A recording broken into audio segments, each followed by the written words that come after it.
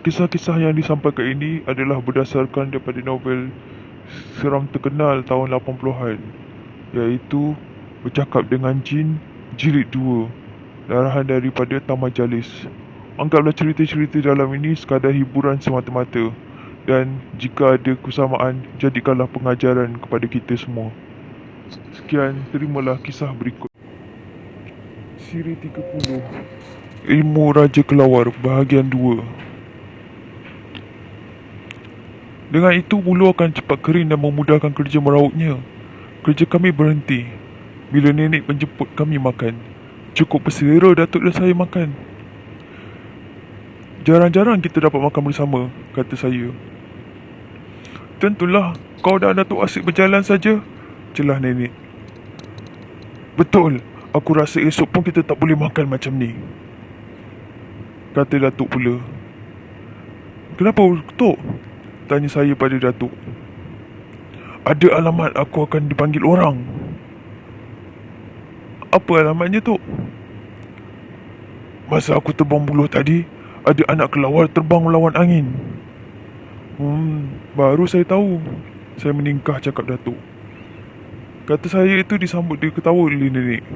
Memang tepat, cakap Datuk. Lebih kurang pukul 3 petang, seorang anak muda berlari luas tiba di kaki tangga. Anak muda itu memakai seluar panjang kuning, berbaju putih, berlengan pendek dan memakai selipar Jepun. Saya tahu tujuan awak datang, kata Datuk sebelum anak muda itu membuka mulut. Datuk lalu mengajak anak muda itu naik.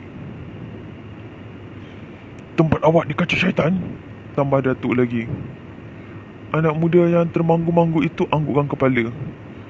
Tanpa diberi sebarang isyarat, nenek terus meletakkan kopi dan roti kering di hadapan Datuk dan anak muda itu. Anak muda yang berkulit agak gelap itu memberitahu Datuk yang dirinya bekerja sebagai nelayan di Pantai Remis. Sudah ramai dukun dan pawang yang ditemuinya meminta jasa baik mereka menghalau sejenis makhluk yang mengganggu penduduk kampungnya di Batu Tujuh, Segari. Semuanya menolak, tak sanggup, kata anak muda itu. Habis, mana kau tahu rumah aku? Aku bukan pawang dan aku bukan bomoh. Ada orang yang menyuruh saya minta jasa sebagai pakcik. Siapa? Sarjan Hamid, Balai Polis Pantai Remis. Kau harus tahu, aku bukan pawang dan aku bukan dukun. Aku hanya berikhtiar. Yang menentukan kejayaannya Allah yang Maha Besar. Saya faham, pakcik. Nada suara anak muda itu merendah. Sebelum memulakan sebarang perjalanan, Datuk menghitung dan mengira apakah perjalanan itu membawa tuah atau celaka. Setelah bertafakur beberapa minit, Datuk memberitahu anak muda itu masa yang paling sesuai melangkah apabila matahari sudah condong separas dahan kelapa. Anak muda itu tidak membantah permintaan Datuk itu. Di luar, sinar matahari cukup angkuh jatuh atas bumi dan daun di halaman rumah. Kicau burung kicap amat riang, melompat dari dahan ke dahan bersama hembusan bayu yang lembut dan nyaman. Kepala saya digayuti persoalan. Kenapa begitu mudah Datuk menunaikan permintaan dari orang yang memerlukan pertolongannya? Apakah Datuk mahu mencari dan menambah pengalaman? Atau Datuk mahu menguji ilmu yang dituntutnya? Persoalan itu tidak dapat jawapan dan mati dengan sendirinya dalam tempurung kepala saya. Kenapa kau yang sibuk-sibuk sangat? Apa kau diwakilkan oleh penduduk di situ mencari aku? Tanya Datuk menyoal anak muda itu. Tidak. Kalau tidak, kenapa kau mesti bersusah payah? Ada hubungannya dengan ayah saya. Ayah kau? Siapa ayah kau? Datuk agak terkejut. Matanya merauti seluruh anak muda itu. Dari gerak-geriknya, ternyata anak muda itu kurang senang dengan pertanyaan itu. Ada sesuatu yang mahu dirahsiakannya dari Datuk. Usah berahsia dengan aku. Kalau kau bercakap jujur dan terus terang, ia akan memudahkan kerja-kerja aku. Ingatlah, apa yang kau buat sekarang bukan untuk kejahatan. Datuk cuba membunuh rasa resah dalam diri anak muda itu. Anak muda itu tundukkan kepala merendung arah lantai rumah. Ayah saya Haji Saad Talu. Dengan nada suara yang lemah, anak muda itu menyatakan pada Datuk. Wajahnya kelihatan agak muram. Datuk memperkemaskan silanya dan merenung keluar. Melihat dedaunan rambutan dan manggis yang ditolak angin bergerak-bergerak, penuh malas. Pernahkah pakcik dengar nama itu? Pernah. Ayah kau berasal dari Sumatera, dari daerah Talu. Aku kira dia sengaja mengekalkan nama tempat lahir di hujung langit namanya, kata Datuk. Ya, memang ayah sendiri ada ceritakan yang dia berasal dari Talu. Datuk mendengar tenang percakapan anak muda itu. Datuk menekan pangkal belikatnya dengan tapak tangan, menghilangkan rasa lenguh akibat terlalu lama duduk. Ayahmu sakit? Soal Datuk lagi. Tidak. Jadi, kenapa kau datang kemari? Ayah saya sudah meninggal dunia. Datuk membeliakkan biji matanya. Hujung kening sebelah kanannya saya lihat bergerak-gerak. Tanpa banyak bicara, Datuk bangun lalu masuk ke dalam biliknya. Datuk keluar dengan membawa secepis kain hitam 3 segi. Datuk letakkan kain hitam itu di hujung lutut kanan anak muda tersebut. Kemudian Datuk menyuruh anak muda itu menekan bahagian tengah kain hitam dengan ibu jari kaki kanannya. Datuk melihat urat-urat timbul di belakang tangan anak muda itu. Datuk tersenyum lalu memegang pangkal siku anak muda tersebut.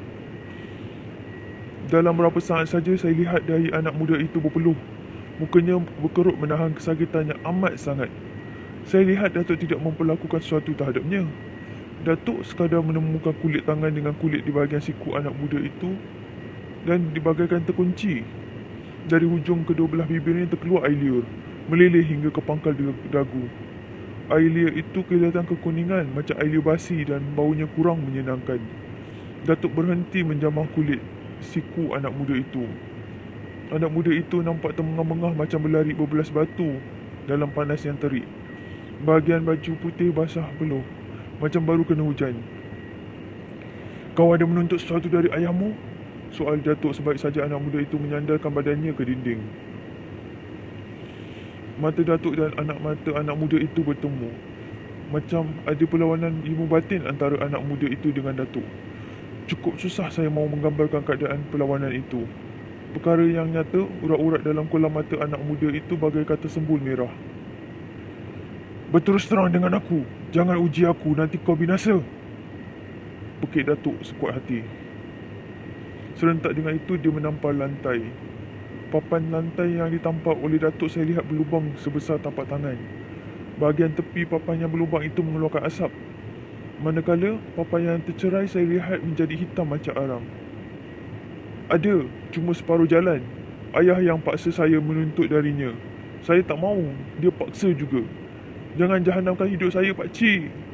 Anak muda itu mula menangis. Datuk terdiam. Dari gerak-gerinya saya tahu Datuk kesal dengan apa yang telah berlaku. Tanpa segan silu, Datuk minta maaf pada anak muda itu. Kamu terlalu berahsia dengan aku. Bukankah sudah aku katakan, terus terang saja dengan aku? Saya tak berniat begitu, pakcik.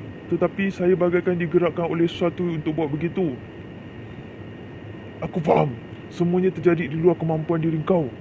Ini membuktikan yang arwah ayah kamu yang mahu kamu menuruti jejak langkahnya. Mendengar cakap Datuk itu, anak muda yang malang terus mengeluh. Cara terbuka, anak muda itu mengakui yang dia tidak setuju dengan beberapa ilmu kebatinan yang diamalkan oleh arwah ayahnya yang bertentangan dengan akidah Islam. Banyak perkara yang meragukan saya, pakcik, ujar anak muda itu. Antaranya, Datuk mula mencukir rahsia. Dia mengajarkan ajaran ilmu matahari yang dibawanya dari salah sebuah negeri di Timur Tengah semasa dia menjadi kelasi dulu. Lagi, ajaran itu bercampur aduk antara Islam dengan pemujaan dan pada suatu seperti memuja bulan, matahari dan laut. Ada kalanya benda-benda yang dipuji itu lebih mulia sifatnya dari Allah yang menjadikan alam ini. Dia sudah ke Mekah dan bergelar haji. Ini juga meragukan saya. Menurut beberapa kawan rapat ayah, dia tidak ke Mekah tetapi menunaikan ibadah haji di salah satu tempat di Pulau Pinang. Ayah saya tak pernah sembahyang Jumaat dan berjemaah di surau. Dia lebih banyak mengasihkan diri dan membuat amalan secara rahsia. Apakah tindakan orang-orang kampung tempat kamu? Semenjak kematian ibu, ayah dan saya dipulaukan. Adik-adik yang lain membawa diri ke tempat lain, kata anak muda itu panjang lebar. Datuk termenung panjang dan wajah anak muda itu terus menceritakan tentang arwah ayahnya. Menurut anak muda itu, ketika ayahnya mau menghembuskan nafas yang terakhir, ayahnya berhempas pulas menendang dinding dan lantai. Sesudah mengeluh macam lembu kena sembelih, barulah roh ayahnya bercerai dengan jasad. Bila ayahnya mau dikuburkan, satu pelabarahan telah berlaku antara orang kampung. Salah satu puak tidak mahu ayahnya dikuburkan di kuburan Islam. Mereka mahu menempatkan tubuh ayahnya di satu tempat lain. Alasan mereka kerana itu patut dilakukan kerana mereka mengira arwah ayahnya bukan seorang Islam. Manakala pihak yang satu lagi mahu tubuh ayah anak muda itu disemadikan di tanah perkuburan Islam. Alasan mereka, arwah Haji Saad memang seorang Islam. Surat lahir dan kad pengenalan membuktikan yang arwah itu memang Islam. Pihak itu juga menyatakan sama ada Islam seseorang itu atau tidak bukanlah terletak pada tangan orang kampung. Ada juga pihak yang tertentu memutuskan seperti pergi saja ke pejabat agama, mufti dan lain-lain lagi. Hanya Allah saja yang dapat menentukan seorang itu Islam atau sebaliknya, kata Datuk. Anak muda itu terdiam. Dia tidak menyatakan cakap Datuk itu benar atau tidak. Dari kedepan matanya yang lembut, saya membuat kesimpulan anak muda itu setuju dengan apa yang dikatakan oleh Datuk. Setelah penghulu dan ketua kampung campur tangan, arwah ayah ditanam di tanah perkuburan orang-orang Islam. Anak muda itu menyambung perbualan yang terputus. Anak muda itu menceritakan tentang arwah ayahnya dengan wajah yang muram. Menurutnya, waktu tubuh ayahnya mahu ditimbus dengan tanah, beberapa orang kampung yang meletakkan tubuh ayahnya ke dalam lubang kubur melihat sesuatu yang ganjil berlaku dalam tubuh ayahnya. Apa yang ganjilnya? Tanya Datuk. Mukanya ditumbuhi bulu macam burung, jawab anak muda itu. Apa yang mereka buat? Datuk mula mengajukan pertanyaan. Mereka tanya saya sama ada saya mahu melakukan sesuatu.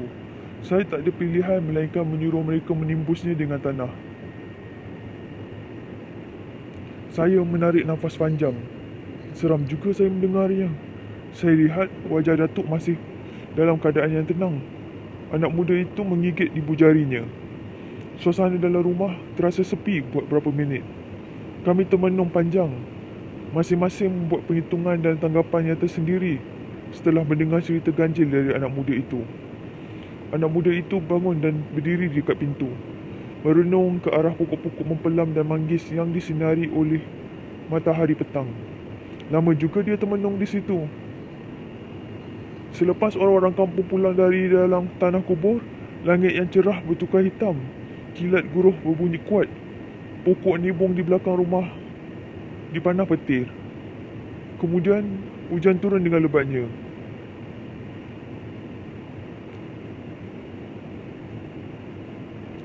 Anak muda itu mengatakan sesuatu pada Datuk.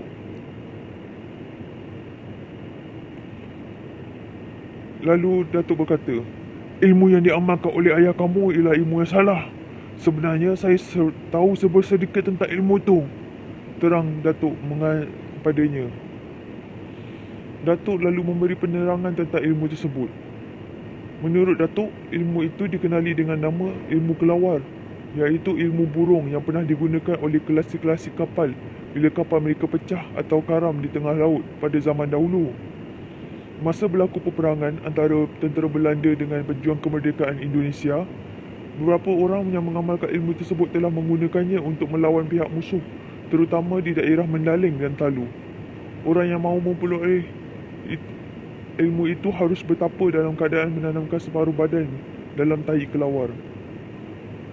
Sebelum itu, orang yang terlibat harus pergi ke sebuah gua di Gunung Kidul di Pulau Jawa, mengabdikan diri pada syaitan di situ dengan membuat pemujaan pada sekeping papan yang sudah berusia beribu-ribu tahun. Papan yang dipuja akan menjadi lembaga yang menyerupai dengan tubuh badan yang mahu menuntut ilmu. Kemudian lembaga itu akan menghisap darah ibu kaki orang yang mahu memperhambakan diri. Syarat utama orang yang menuntut ilmu itu harus mengakui papan tua itu adalah benda yang paling berkuasa. Maha mengetahui dan menyerahkan roh dan jasadnya pada papan penunggu. Dilarang sama sekali melakukan perkara-perkara yang disuruh oleh Allah. Semasa orang itu menanamkan separuh badannya dengan dalam tahi kelawar, dia hanya memakan kepak kelawar selama 44 hari. Bila amalannya sudah genap, 100 hari tubuhnya akan berbulu seperti burung dari kepala hingga ke pinggang.